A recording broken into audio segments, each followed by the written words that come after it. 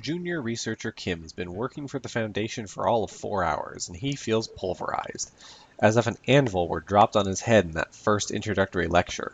It's lunchtime, and he's found a corner so far back in the cafeteria that no one can bother him, where he can chew and swallow non-anomalous food, drink apocalyptically strong coffee, and digest the hard lessons of the morning.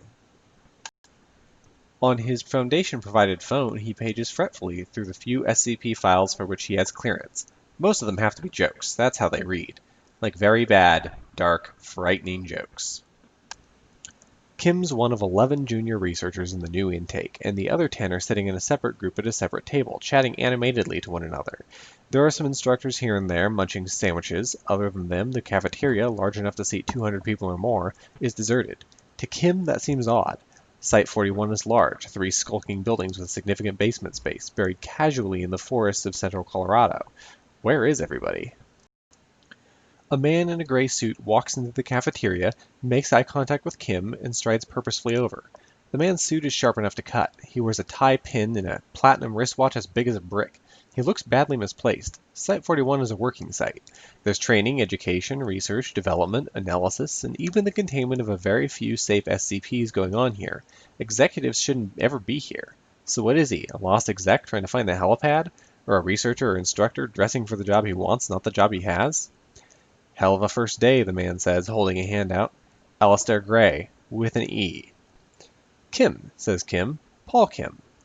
Good to meet you. What accent is that, if you don't mind me asking? Kim blinks. New York. I'm from New York. Are you the site director? You seem on edge.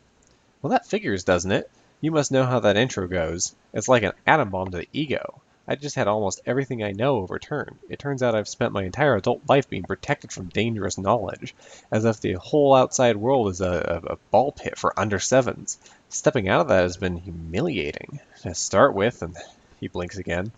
Hey, what do you do here exactly? You didn't answer my question. You didn't answer mine, Gray says. Of course I did, Kim says. I'm from...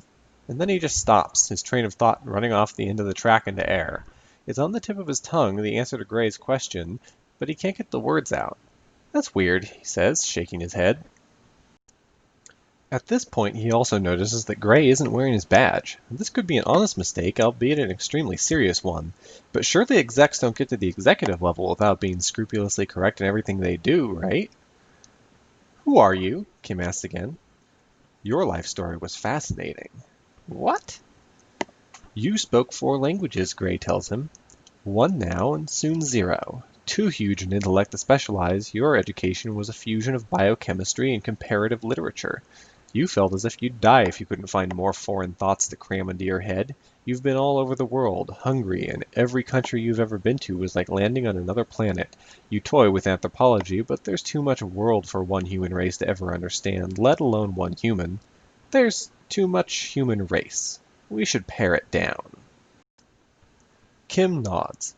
Would you excuse me for just 1 second?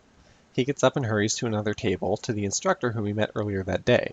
When Kim gets close to her, he feels a kind of staticky sensation building up. He tries to shake her shoulder and succeeds in moving it a little, but it's like reaching through tar.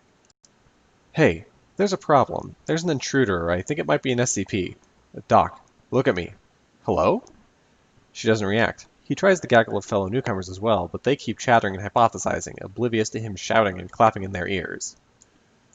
Hey, people, listen to me. Oh, no. No. He looks back. Gray has stood up and started moving towards him, still with that confident smile, and there's definitely something wrong with him now because he's visible through the tables, like an augmented reality holoprojection jammed inside Kim's eyeball. Kim realizes with a stab of fear that he can even see Gray when he blinks. His eyelids close, but Gray is still there, an apparition in what for all of Kim's life has been totally personal, private darkness. The only way he can avoid seeing Gray is to turn away, and even then he feels a radioactive prickling in the back of his eyeballs. Kim tries to phone one of the newbies. The phone in the newbie's pocket rings, and other than that, nothing happens. Nobody reacts. That doesn't make sense, Kim says. Do you remember your father? Gray says. I never knew my father, Kim says, edging away. Mom raised me. Gray's white smile is a fixture. These people loved your perspective. They were going to put you to work on anomalous anti-memes, but they don't remember you exist. You don't exist. Kim says, mainly to himself, there aren't any dangerous SCPs on the site. It's a safe site, so either you're not dangerous or nobody knows you exist. And if nobody knows you exist, that means you're either brand new or you're... What's an anti-meme? Hell of a first day, Gray says. Are you sentient? Kim asks. You seem on edge, Gray says.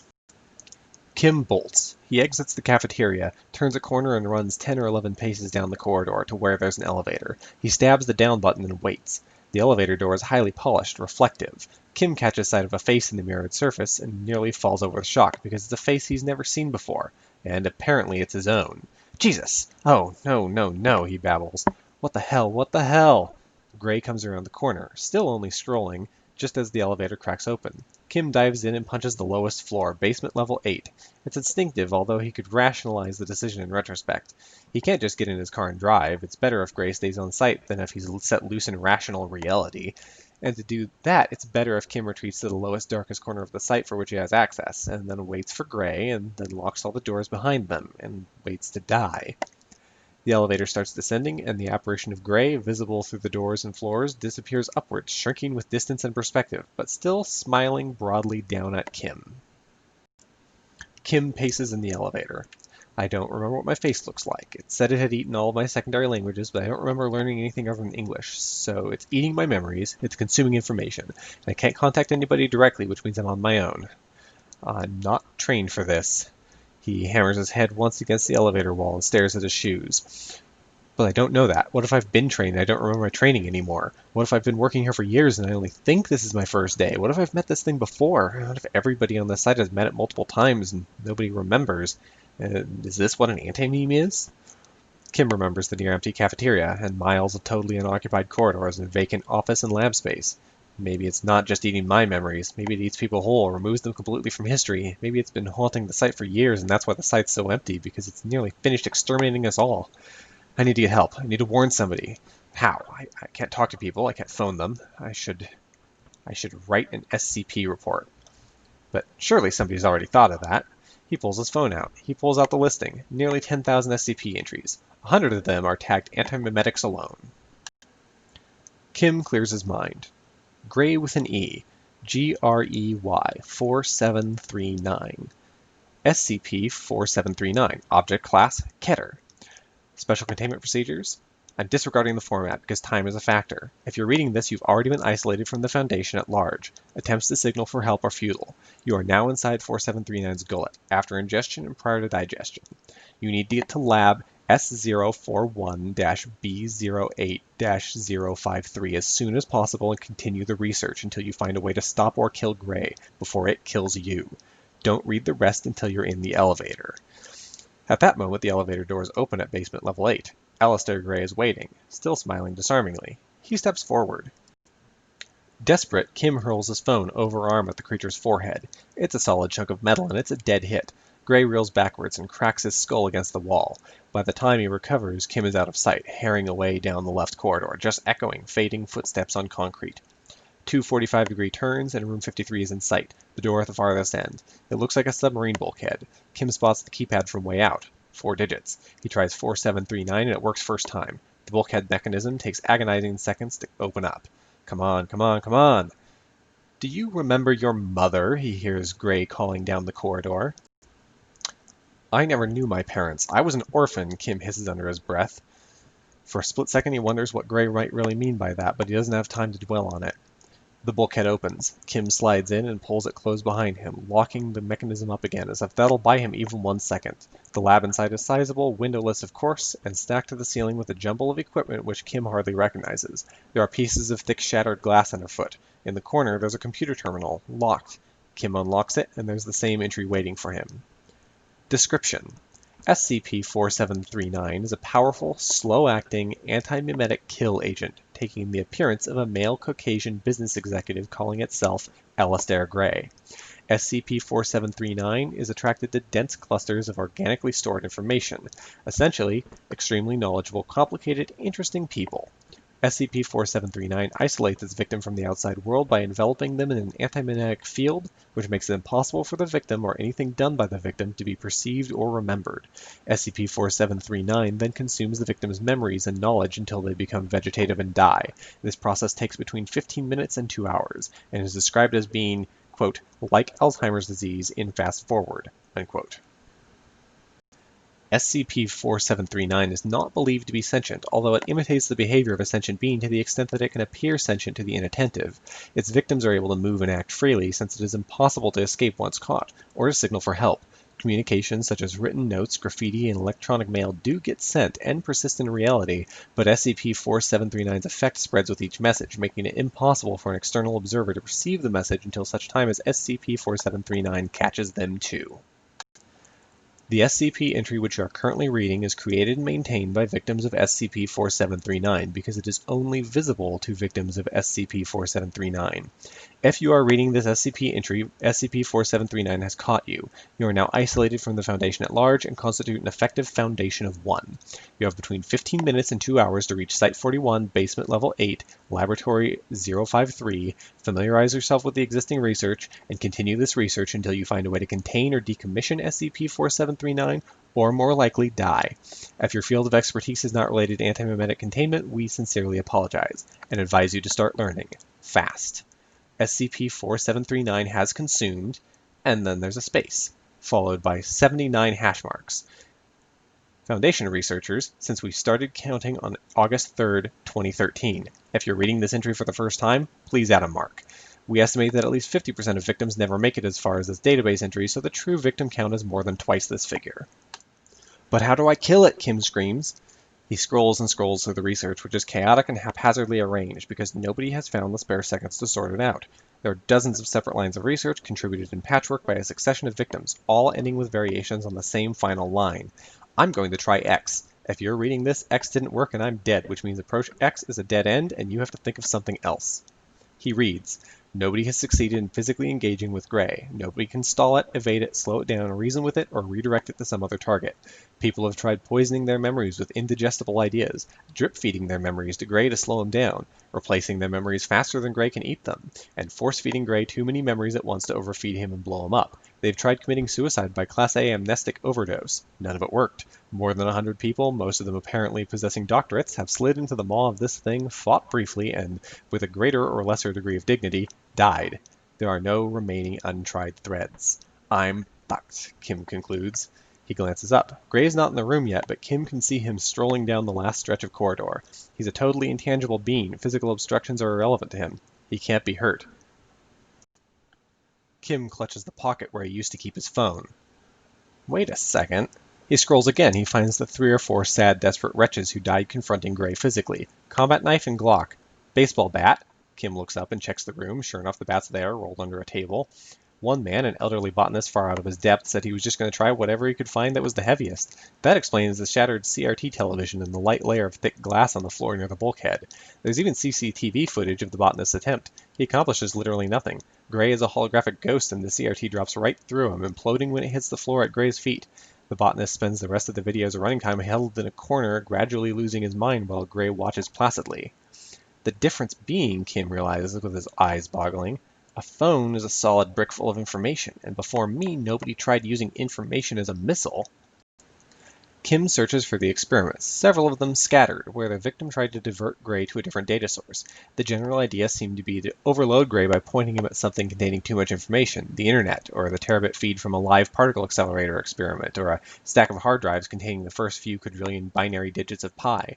But nobody could figure out a way to distract Gray's attention. Prominently placed screens full of data he would ignore. Data beamed at him electromagnetically, radio, laser, had no effect, and nobody could figure out a way to tunnel the information in through the victim's mind as extra memories. It was written off as impossible, closed as a line of investigation. The hard drives, Kim finds, are right there on the workbench next to the computer. It's a half-rack unit, a cuboidal block of metalwork as big and heavy as a bowling ball. One of the most ineffective conceivable melee weapons. Kim snatches up the 3 longest pieces of Ethernet cable he can find and starts plaiting them into a chain. Then he remembers who he is, and where he is, and what his responsibilities are. He goes to the computer, to the SCP entry. adds himself to the victim tally, and writes up exactly what he's about to try, because he might not be the last one, and the world needs to know that this didn't work. Gray comes through the lab bulkhead to find most of the equipment in the room toppled onto the floor to create room for the black and silver drive array that Paul Kim is whirling around his head on a 2-meter chain made of plated network cable. It makes a low thrumming sound as it whirls. Gray is not intelligent enough to stop moving forwards and catches the array directly in the side of his head, rack mount point first like a morning star. Gray absorbs a few trillion digits of the impact, but it isn't enough. There's a green snap of light and a noise like a subway train short-circuiting, and Gray's in a pile in a corner, his head caved in and the drive array partially demolished in pieces around him. Kim decides that history can fill in whatever quip it likes best. It was chewing its way up the Antimemetics division hierarchy, Wheeler tells him in the aftermath. It was only a matter of time till it bit down on somebody dangerous. Congratulations on demonstrating a basic level of competence when it counted. Dozens of others couldn't. Kim still feels rattled, but the shock is dissipating faster than he'd expected. Marion Wheeler, it turns out, is the Antimemetics division chief. She's Kim's new boss. I want to say it was dumb luck, Kim says. I want to say I just threw my phone. It was instinct. It was muscle memory. It was my first day and I got lucky as hell. I want to say those things, but I'm sitting here and turning those statements over and over, and none of them would be true, would they? Wheeler waits expectantly and says nothing. You're not my new boss, Kim says. You're just my boss. This isn't my first day at all. I've been working here for, wow, it must have been over a decade, right? I think I've been a professional antimemetics researcher since at least the mid-2000s. It's just that the first thing Gray ate was my memories of everything past the first day. And even then... I see very little luck in what happened today, Wheeler says. Instinct and muscle memory are just deep forms of training. Like I said, a basic level of competence, an ability to piece your own life and all your past knowledge back together faster than nearly anybody else. This is what we try to drill into you. And sometimes, thankfully, it takes. This isn't even the first time we've had this conversation, Kim continues. There have been other incidents with other SCPs with amnestic powers. You've sat there and watched me put myself back together before. And it hasn't gotten old yet, Wheeler admits with something which might be approaching a smirk. How long does it usually take for me to recover? A few months, Wheeler says. But if you want the honest truth, people in this division are as competent on day one as they'll ever be. You come to the job firing on all cylinders or not at all. The rest is just fine-tuning and chemistry. So what you're actually saying is you don't care about my mental state and you need me back at work now, Kim says. Wheeler nods. I need an updated SCP entry just to begin with. I need you to nail down the model for Gray's predatory pattern and exactly how you defeated it. I want you to work out what it did with the bodies. Incinerated, disintegrated, or just left them lying around the site in rotting, perceptually cloaked heaps. And need countermeasures for when it comes back. It's not dead? Wait, Kim says. I think I know this one. It's coming back to me. Ideas don't die.